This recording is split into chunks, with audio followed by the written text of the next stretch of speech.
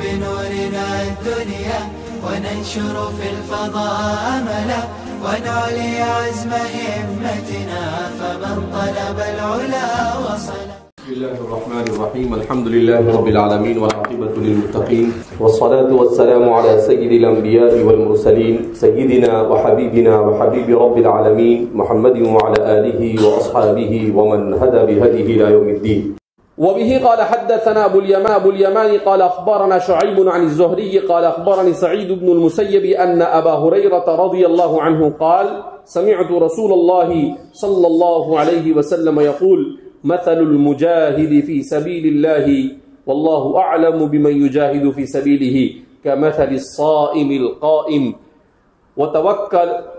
وتوكل الله للمجاهد في سبيله بأن يتوفاه أن يدخله الجنة أو يرجعه سالما مع أجر أو غنيمة.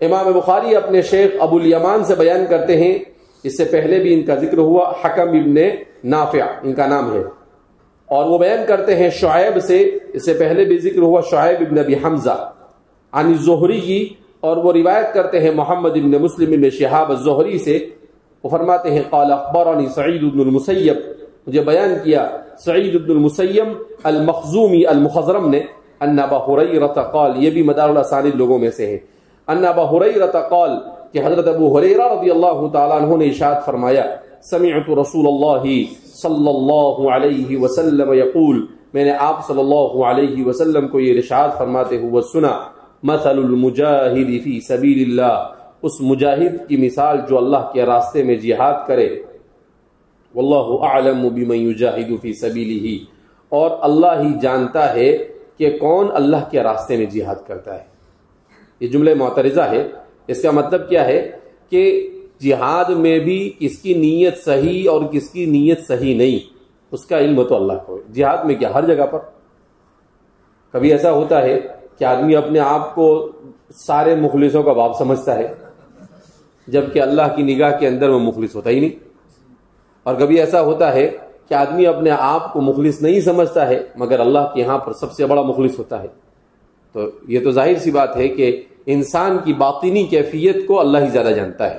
یعلم السر واخفی، جو بھی کچھ چھپائے یا ظاہر کرے اللہ ہی اسے کیا کرنے والا ہے، جاننے والا ہے. لہذا انسان کتنا بھی بڑا کام، کتنی ہی زیادہ محنت اور جد و جہد کرے، مگر اس کے دماغ میں یہ خمار نہیں آنا چاہیے کہ میں کر رہا ہوں. میں آ گیا تو وہ میں ہو گیا، پھر وہ کہیں کا نہیں رہتا ہے. سب کچھ کرنے کے بعد بھی انسان کے ذہن میں یہ آنا چاہیے کہ نہیں، میں نے کچھ نہیں کیا. یہی تو انسان کا امتحان ہے. شیطان کہاں گیا، وہ میں ہو گیا. اور حضرت آدم علیہ السلام نے سب کچھ کرنے کے بعد بھی کیا کہا، ظلمنا انفسنا، سلنڈر، ربنا ظلمنا، نہیں اللہ ہم نے کچھ نہیں. ایسا نہیں کہا اللہ ایک تو غلطی ہوئی، چھوٹی سی غلطی ہو گئی، اب اتنا تو معاف کر سکتے نا آپ، نہیں. حالانکہ اللہ نے اپنے ہاتھ سے بنایا ہم کو، کتنے ناز و نخرے اللہ رب العزت کو بتا سکتے تھے مگر نہیں. آدم علیہ السلام نے سیدھا کہا ظلمنا انفسنا، اے اللہ ہم نے اپنے اوپر ظلم. تو انسان کا امتحان ہی یہ ہے. اس لیے فرما رہے ہیں کہ واللہ اعلم بمن یجاہد فی سبیلہ، اللہ ہی جانتا ہے کہ اللہ کے راستے میں کون جہاد کرتا ہے. اس لیے کوئی بھی مجاہد یا کوئی بھی طالب علم یا کوئی بھی عالم یا کوئی بھی آدمی کام کرنے والا کبھی بھی اپنے آپ کو مخلص تصور، وَلَا تُزَكُّوا أَنفُسَكُمْ هُوَ أَعْلَمُ بِمَنِ اتَّقَى، اپنی صفائی مت مار. قرآن کہتا ہے وَلَا تُزَكُّوا أَنفُسَكُمْ، اپنے آپ کا تزکیہ مت کرو، اپنی صفائی مت مارو. وہ عالم بمن اتقى، اسے معلوم ہے کہ کون متقی ہے اور کون پرہیزگار ہے اور کون ڈھونگ کرتا ہے اور کون ایکٹنگ کرتا ہے. اللہ کو سب معلوم. ایکٹنگ بھی کرتے ہیں نا لوگ. ہاں کمثل الصائم القائم، کہا اس کی مثال ایسے ہے جیسے دن میں روزہ رکھنے والا اور رات بھر کھڑے ہو کر اللہ کی عبادت کرنے والا. وَتَوَكَّلَ اللَّهُ لِلْمُجَاهِدِ فِي سَبِيلِهِ، اور اللہ رب العزت اللہ کے راستے میں جہاد کرنے والے کا ذمہ لیتا ہے بِأَن يَتَوَفَّاهُ کہ وہ اسے پورا اجر دے گا، اس طور پر کہ اسے جنت میں داخل کر دے گا. أَن يُدْخِلَهُ الْجَنَّةَ کہا کہ جو اخلاص کے ساتھ اللہ کے راستے میں جہاد کرے گا. تو فرماتے ہیں کہ اللہ اسے پورا اجر دے گا. اس کا پورا اجر کیا ہے؟ کہا جنت ملے گی. وَمَنْ زُحْزِحَ عَنِ النَّارِ وَأُدْخِلَ الْجَنَّةَ فَقَدْ فَازَ. کہا کہ اصل تو یہی ہے. اسی لیے تو امام احمد بن حنبل نے کہا، کسی نے پوچھا کہ امام صاحب کامیابی کیا ہے؟ کہا جب آپ کا پہلا قدم جنت میں گر جائے تو یہ کامیابی ہے. اس سے پہلے کامیابی کا کوئی تصور نہیں کر سکتے آپ. کوئی آدمی اپنے آپ کو کامیاب نہیں بول سکتا ہے. تو فرمایا أَن يُدْخِلَهُ الْجَنَّةَ او أَن يَرْجِعَهُ سَالِمًا، یا یہ کہ وہ سالم غانم غازی بن کر واپس آئے، اسے اجر بھی ملے اور مال غنیمت بھی ملے. یعنی اپنے ہتھیلی کو، اپنی جان کو اپنی ہتھیلی کے اوپر رکھ کر نکل کھڑا ہو، جائے تو جائے، آر کا پار، جو ہونا ہوگا، مرے تو مرے، میں تو اللہ کے راستے میں جہاد کے لیے نکل کھڑا ہوا، اور پھر اس کے بعد جو بھی کچھ ہونا ہو جائے، لیکن بچ کے آگے اللہ نے اس کے مقدر میں وَمَا تَدْرِي نَفْسٌ مَاذَا تَكْسِبُ غَدًا وَمَا تَدْرِي نَفْسٌ بِأَيِّ أَرْضٍ تَمُوتُ، کون کہاں پر مرے گا اللہ کے علاوہ کوئی نہیں جانتا ہے. آدمی کہاں ہوتا ہے اور کہاں مرتا ہے. کہ بہرحال اسی لیے اللہ رب العزت احادیث مبارکہ میں اللہ کے رسول نے ساری چیزیں، قرآن میں سب چیزیں بیان کی تاکہ مومن یہ پوری جرأت اور ہمت کے ساتھ زندگی گزارے، بزدلانہ زندگی نہیں گزارے. مومن نہیں ڈرتا موت سے. حضرت ابو ہریرہ رضی اللہ تعالیٰ عنہ کا انتقال ہونے لگا تو ہنسنے لگے، دنیا روتی ہے اور ابو ہریرہ کیا کر رہے ہیں؟ ہنس رہے ہیں. تو گھر والے رونے لگے کہ ابو ہریرہ یہاں خونی کا عالم ہے. تو ابو ہریرہ کہتے بھائی کہاں رو رہے؟ رونے کا نہیں، ہنسنے کا. کہا کہ موت سے کون نہیں ڈرتا ہے؟ کہا ہم تھوڑی ڈرتے موت سے. کیا کہا؟ اما نحن فلا نخاف الموت، ہم تھوڑی موت سے ڈرتے ہیں. الموت جسر یوصل الحبیب الی الحبیب، کا موت تو پل ہے جو حبیب کو حبیب سے ملاتا ہے. کہا ہم کو حقیقی محبت اللہ سے ہے، اللہ ہمارا حبیب ہے اور ہم اللہ کے حبیب ہے، اللہ کو بھی ہم سے محبت ہے. کہا موت سے کیا ڈرنے کا، یہ تو ایک پل ہے. موت کے اوپر سے گزرے تو سیدھے اللہ کے پاس پہنچ جائے. کیوں؟ اس لیے کہ ان کے اعمال ایسے تھے، ان کے اعمال ایسے تھے. انہوں نے فرائض ادا کیے، انہوں نے واجبات کو ادا کیے، انہوں نے حقوق کو ادا کیا، انہوں نے علم کو لوگوں تک کیا کیا؟ پہنچایا. تو اس لیے ان کے لیے موت خطرہ نہیں، ان کے لیے موت مصیبت نہیں، ان کے لیے موت نعمت. اور جس نے کچھ کیا ہی نہیں، زبردستی کی نمازیں پڑھی ہو، زبردستی کا پڑھا ہو، دکھاوے کے لیے اعمال کیے ہو، تو اس کو تو دنڈ نہیں پڑے گا، کیونکہ اس کو معلوم ہے کہ سب دکھاوے کے لیے کیا ہے، ذرا بحث دیگو کے علاوہ کچھ ہونے والا ہے ہی نہیں وہاں جانے کے بعد. فرشتے اچھے سے کیا کرنے والے ہیں؟ پیٹنے والے ہیں. تو وہ کیوں خوش ہوگا؟ تو خوش وہ ہوتا ہے جس کے اعمال بہتر ہو. جس کے اعمال نہیں اچھے ہوتے ہیں، تو فرماتے اللہ کے رسول صلی اللہ علیہ وسلم من مات فقد قامت قیامته. کیا قیامت کرتا ہے؟ جب مر گیا تو سمجھنے کا قیامت قائم ہو گئی اس کی. جو مرا اس کی قیامت قائم، کیونکہ مرتے ہی عذاب میں انسان کیا ہو جاتا ہے؟ مبتلا ہو جاتا ہے، اور اگر اچھا ہے تو نعمت میں کیا ہو جاتا ہے؟ چلا جاتا ہے. باب الدعاء بالجہاد والشہادت للرجال والنساء، یہ باب جہاد اور شہادت کے باب میں کا جہاد اور شہادت کی دعا کے لیے مردوں اور عورتوں کے لیے. کیا مطلب؟ کہ آدمی جہاد سے دور نہ بھاگے، بلکہ اللہ سے دعا کرے کہ اللہ تیرے راستے میں شہادت نصیب فرما.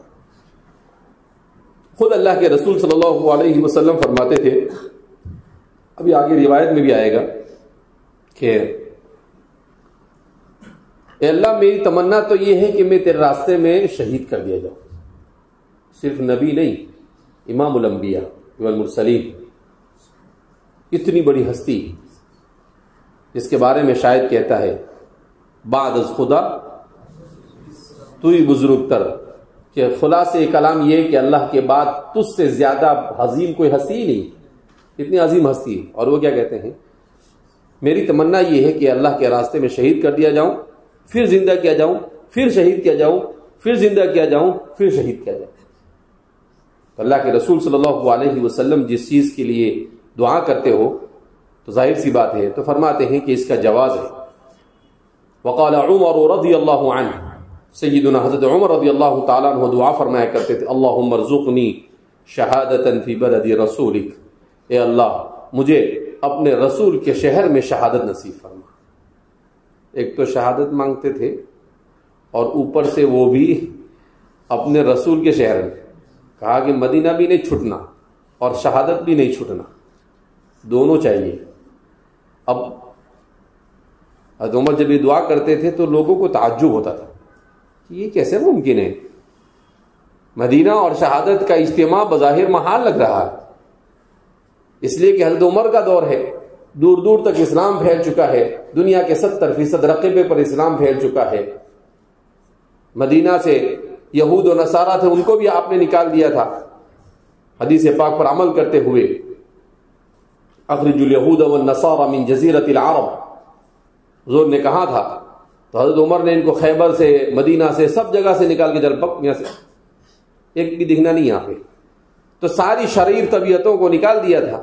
تو ظاہر سی بات ہے کہ بظاہر ایسا نہیں نظر آتا تھا، مگر فرماتے ہیں کہ پھر بھی آپ دعا کرتے تھے اور دل سے دعا کرتے تھے، میرے اور آپ کے جیسے ایسے ہی نہیں لوگوں کو دکھاوے کے لیے، بلکہ دل سے دعا کی، اللہ نے آپ کی دعا قبول کی، شہید ہوئے اور مدینہ میں دفن بھی ہوئے، صرف مدینہ میں دفن نہیں ہوئے، رسول اللہ کے پہلو میں دفن ہوئے، جار الرسول حیا ومیتا، زندگی میں بھی حضور کے پڑوسی رہے اور مرنے کے بعد بھی حضور کے پڑوسی رہے، زندگی میں بھی رسول اللہ صلی اللہ علیہ وسلم کے رفیق رہے اور مرنے کے بعد بھی حضور کے رفیق رہے قبر میں۔ تو اللہ نے ایسا عجیب نظام بنایا کہ حضرت مغیرہ ابن شعبہ کا غلام تھا فیروز ابو لولو، اس نے کسی چیز کی شکایت کی حضرت ابو ہریرہ، پہلے تو آپ نے جب سب لوگوں کو نکالا تو کہا کہ بھائی سب کو روانہ کر دو، اس کو بھی نکالنے کے لیے باری آئی کہ یہ مجوسی ہے، اس کو بھی روانہ کرو، یہاں سے نہیں چاہیے یہاں پر۔ تو پتا چلا کہ وہ خنجر بہت اچھے بناتا تھا، تو اس لیے اس کو کہ بھئی مسلمانوں کے ہتھیار بنانے کے لیے کام لگے گا، ایسا کہہ کر حضرت مغیرہ ابن شعبہ رضی اللہ نے اجازت لے لی، آپ نے اجازت دے دی۔ اب کسی موقع پر اس نے شکایت کی کوئی، تو آپ نے، وہ غلط شکایت کر رہا تھا، تو ظاہر سی بات ہے حضرت عمر تو ظاہر سی بات ہے اعدل الناس، لوگوں میں سب سے زیادہ انصاف کرنے والے تھے، تو آپ نے انصاف کا تقاضا کے مطابق آپ نے اس کی بات نہیں سنی، تو اس نے کہا کہ اچھا میرے خلاف فیصلہ ہوا، ٹھیک ہے میں کرتا ہوں تمہارا، یہ کر کر وہ، اور پھر اس کے بعد اس نے خنجر بنایا جس کو 2 پھل تھے، یعنی بیچ میں سے پکڑنے کا تھا اور دونوں طرف سے دھاردار اس نے چیزیں بنائی خنجر، اور مسجد نبی کے محراب کے اندر آ کر وہ چھپ گیا، کیونکہ حضرت عمر رضی اللہ تعالیٰ عنہ فجر کی نماز پڑھاتے تھے، بلکہ تمام نمازیں پڑھاتے تھے آپ، اس لیے کہ اس زمانے میں خلیفہ ہی کے ذمہ نماز ہوا کرتی تھی، لہذا جب آپ نماز پڑھانے کے لیے آگے بڑھے اور قرات کرنے لگے تو پہلی ہی رکعت میں اس نے آپ کے اوپر حملہ کیا اور بہت زور سے آپ کے پیٹ میں کئی زخم کر دیے، جس کی وجہ سے آپ گر گئے۔ اس کے بعد اس نے بھاگنے کی کوشش کی اور بھی بہت سارے صحابہ کو زخمی کر دیا جو پہلی صفوں میں تھے۔ پیچھے سے ایک صحابی تھوڑا تاخیر سے آ رہے تھے، وہ صحابی نے دیکھا کہ مسجد میں کچھ ہڑبڑاہٹ ہو رہی ہے، لیکن صحابہ کی نمازیں کیسی تھی کہ حضرت عمر کی شہادت کے باوجود بھی سب نمازوں میں منہمک تھے۔ آپ جب آپ شدید زخمی ہو کر گرے تو پھر آپ نے اشارہ کیا تو پیچھے سے ایک صحابی آگے بڑھ کر نماز پوری کرتے، لیکن ایسا نہیں کہ سب نے امیر المومنین کے اوپر حملہ ہو گیا چلو سب نماز چھوڑ کے آ جائے، نہیں، سب نماز میں لگے، ایسی نماز پڑھتے تھے، اور یہاں تو مکھی بھی آئے تو نماز توڑ دیتے۔ اس کے بعد اور بھی کئی لوگوں کو زخمی کیا اور وہ بھاگنے لگا، تو پیچھے سے وہ صحابی آئے، انہوں نے دیکھا کہ اب بالکل اجالا تھا نہیں، بڑا شاطر تھا وہ، اندھیرے کا وقت اس نے منتخب کیا، لیکن ان کو لگا کہ کچھ نہ کچھ گڑبڑ ہے، تو ان کے سر پر برنس ٹوپی تھی، ویسی اونچی سی ٹوپی آتی تھی، لال کلر کی ٹوپی آتی ہے، وہ برنس پہن رکھی تھی آپ نے۔ تو آپ نے جب دیکھا کہ یہ کوئی کچھ کر رہا ہے اندر میں، تو آپ جب قریب پہنچے تو آپ کو کچھ خطرہ سا محسوس ہوا، تو آپ نے ٹوپی نکالی، زور سے اس کے منہ پہ ماری، تو اس کے منہ پہ چپک گئی۔ اب منہ پہ چپک گئی تو اس کے لیے بھاگنا کیا ہو گیا، مشکل ہو گیا، تو خود ہی اپنے آپ کو مار کے مر گیا۔ تو اپنے آپ خود ہی خودکشی کر لی اس نے، کیونکہ وہ سمجھ گیا تھا کہ حضرت عمر پہ حملہ کیا ہے، اگر اب پکڑا گیا تو لوگ خیر کیا کریں گے، بگاڑ دیں گے، اور خیر تو بگڑنی تھی اس کی، تو اس نے اپنی خیر خود ہی بگاڑ لی۔ تو حضرت عمر کی دعا کو نقل فرماتے ہیں آپ، قال عمر، یہ تعلیق ہے کہ حضرت عمر رضی اللہ تعالیٰ عنہ نے اس طریقے سے اپنی دعاؤں کے اندر میں اس بات کو شامل رکھا تھا، اللہم ارزقنی شہادتا فی بلد رسولک، کہ اللہ تو مجھے شہادت نصیب فرما اپنے رسول کے شہر کے اندر میں۔ وبه قال حدثنا عبد الله بن يوسف عن مالك عن اسحاق بن عبد الله بن ابي طلحه عن انس بن مالك رضي الله عنه وعنه اجمعين انه سمعه يقول كان رسول الله صلى الله عليه وسلم يدخل على ام حرام بنت ملحانه فتطعمه، وكانت ام حرام تحت عبادة بن الصامت رضي الله عنه، فدخل عليها رسول الله صلى الله عليه وسلم فأطعمته وجعلت تفلي رأسه، فنام رسول الله صلى الله عليه وسلم ثم استيقظ وهو يضحك، قالت فقلت ما يضحكك يا رسول الله؟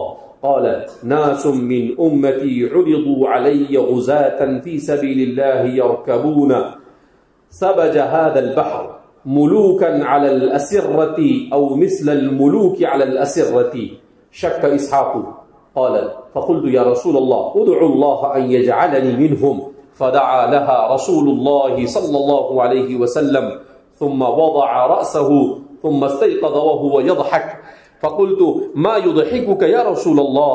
قال ناس من أمتي عرضوا علي غزاة في سبيل الله كما قال في الأولى، قالت فقلت يا رسول الله ادعو الله أن يجعلني منهم، قال أنت من الأولين، فركبت البحر في زمن معاوية بن أبي سفيان رضي الله عنهما، فصرعت عن دابتها حين خرجت من البحر فهلكت۔ ایک قصہ بیان کرتے ہیں اپنے شیخ عبداللہ ابن یوسف سے، امام بخاری اس روایت کو بیان کرتے ہیں عبداللہ ابن یوسف التنیسی عن مالک، وہ روایت کرتے ہیں مالک ابن انس امام المدینہ سے، عن اسحاق ابن عبداللہ ابن ابی طلحہ، اور وہ روایت کرتے ہیں اسحاق ابن عبداللہ ابن ابو طلحہ الانصاری رضی اللہ تعالی عنہ سے، عن انس، وہ روایت کرتے ہیں سیدنا حضرت انس بن مالک رضی اللہ تعالی عنہ سے، انہ سمعہ یقول، کہ انہوں نے انہیں یہ کہتے ہوئے سنا، كان رسول الله صلى الله عليه وسلم يدخل على ام حرام بنت ملحانہ، کہ اللہ کے رسول صلی اللہ علیہ وسلم حضرت ام حرام بنت ملحان کے پاس آتے تھے۔ یہ اللہ کے رسول صلی اللہ علیہ وسلم کی رشتے میں دور سے خالہ ہوتی تھی، دو بہنیں تھی، حضرت ام سلیم اور حضرت ام حرام رضی اللہ تعالی عنہما۔ یہ اللہ کے رسول کی بھی خالہ ہوتی تھی اور حضرت انس کی بھی خالہ ہوتی تھی، حضور کی رشتے سے دور میں خالہ ہوتی تھی، مگر حضرت انس کی براہ راست خالہ تھی، اس لیے کہ آپ کی والدہ حضرت ام سلیم تھی اور انہی کی سگی بہن تھی حضرت ام حرام بنت ملحان۔ تو اللہ کے رسول صلی اللہ علیہ وسلم کبھی دوپہر کے وقت ان کے گھر پر جاتے تھے، اپنی خالہ تھی، رشتے کو نبھاتے ہوئے حق، رشتہ داری کا حق اور صلہ رحمی کے لیے، تو فتطعمہ، تو حضرت ام حرام اللہ کے رسول صلی اللہ علیہ وسلم کے لیے کھانا تیار کر کے آپ کو کھانا کھلاتی تھی۔ کبھی ام سلیم کے یہاں جاتے تھے، کبھی ام حرام کے یہاں جاتے تھے۔ وکانت ام حرام تحت عبادہ بن الصامت، اور حضرت ام حرام یہ حضرت عبادہ بن صامت رضی اللہ تعالیٰ عنہ کے نکاح میں تھی۔ حضرت عبادہ بن صامت مشہور صحابی ہے، ان کے نکاح میں تھی حضرت ام حرام۔ فدخل علیہا رسول اللہ، کہا ایک موقع پر اللہ کے رسول صلی اللہ علیہ وسلم ان کے پاس آئے، انہوں نے کھانا کھلایا، اور پھر وہ اللہ کے رسول صلی اللہ علیہ وسلم کے سر میں جو تلاش کرنے لگے۔ وہ خالہ ہوتی تھی تو حضور لیٹ گئے، تو ایسے آپ صلی اللہ علیہ وسلم کے سر کو مالش جیسا کرنے لگی اور دیکھنے لگی کہ بھئی کچھ جو وہ ہو تو کیا ہو دے نکال دے، جیسے عام طور پر خالہ پھوپھی بھتیجے بھانجے جاتے ہیں تو ایسا کرتی ہے، تو اسی طریقے سے فنام رسول اللہ صلی اللہ علیہ وسلم، اور اللہ کے رسول صلی اللہ علیہ وسلم کو آنکھ لگ گئی، حضور سو گئے، ثم استيقظ، پھر اچانک آپ صلی اللہ علیہ وسلم کچھ دیر کے بعد بیدار ہوئے اور آپ ہنس رہے تھے۔ تو حضرت حضرت ام حرام فرماتی ہے فقلت، تو میں نے کہا ما یضحکک یا رسول اللہ، حضور صلی اللہ علیہ وسلم یہ نیند میں سے اٹھے اور ہنس رہے آپ، کیا ہوا؟ کچھ خواب واب دیکھا کیا؟ قال ناس من امتی عرضوا علی، کہ میری امت کے کچھ لوگ میرے سامنے پیش کیے گئے، یعنی مجھے خواب میں بتائے گئے کہ وہ اللہ کے راستے میں غزوے میں مشغول ہے، یرکبون ثبج هذا البحر، اور مدینہ سے کچھ دوری کے فاصلے پر سمندر ہے۔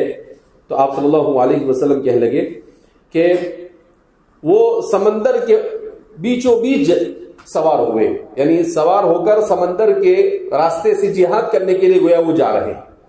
ملوکن علی الاسرہ، ایسا محسوس ہو رہا تھا جیسے بادشاہ ہو اور وہ اپنے تخت کے اوپر بیٹھے ہوئے ہو، کہا اس انداز میں، یعنی ان کی فضیلت کو بیان کر رہے تھے، کیونکہ سمندر کے اندر میں جہاد کرنا بہت مشکل کام ہے اور وہ مشکل ترین کام کر رہے تھے۔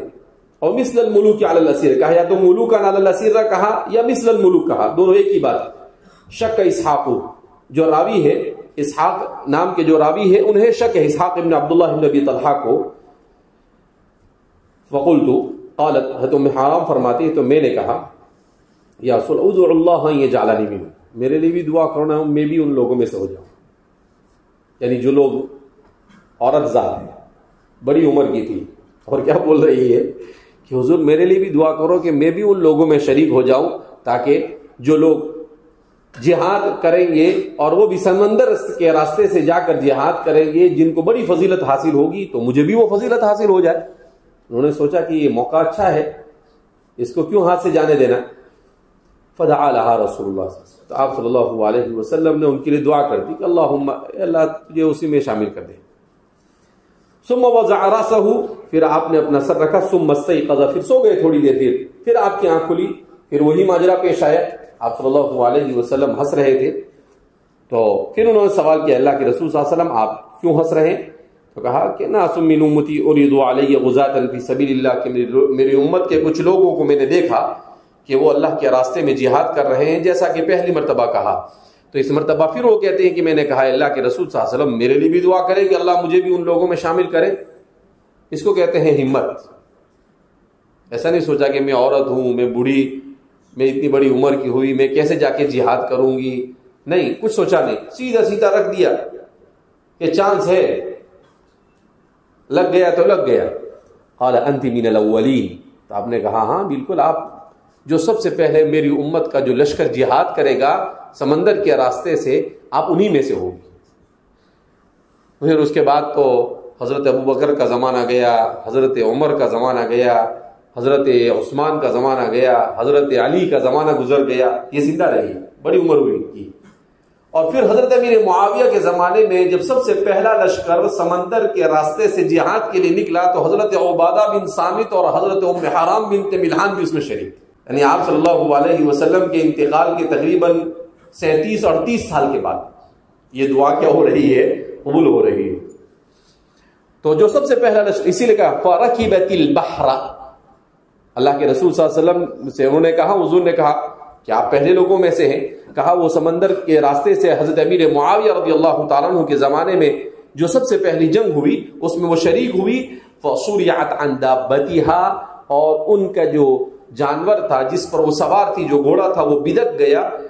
حین خرجت من البحر، جب وہ سمندر سے باہر آنے لگی، فہلکت، تو وہ اسی کے اندر میں شہید ہو گئی۔ ہلکت ای ماتت، تو گھوڑا بدک گیا تو یہ اس پر سے گر گئی، اور بڑی عمر کی تھی تو چوٹ لگی ہوگی تو پھر ان کا انتقال ہو گیا وہیں پر۔ تو گویا کہ اللہ کے رسول صلی اللہ علیہ وسلم نے دعا کی تھی، وہ دعا ان کے حق میں قبول ہوئی، اور حضرت عبادہ بن صامت کی رفاقت کے اندر میں وہ جہاد میں شریک ہوئی سمندر والے، اور اسی کے دوران ان کے گھوڑے کے بدکنے سے وہ جانور پر سے نیچے گری اور کیا ہو گئی، شہید ہو گئی۔ تو بہرحال کہنے کا مطلب یہ ہے کہ اللہ کے رسول صلی اللہ علیہ وسلم کے زمانے میں مرد تو مرد، عورتیں بھی شہادت کی تمنا اور آرزو کیا کرتی تھی. صرف تمنا اور آرزو نہیں کرتی تھی بلکہ اللہ کے رسول سے کہتی تھی کہ ہمارے لیے دعا کرو کہ ہمیں بھی شہادت میسر آ جائے.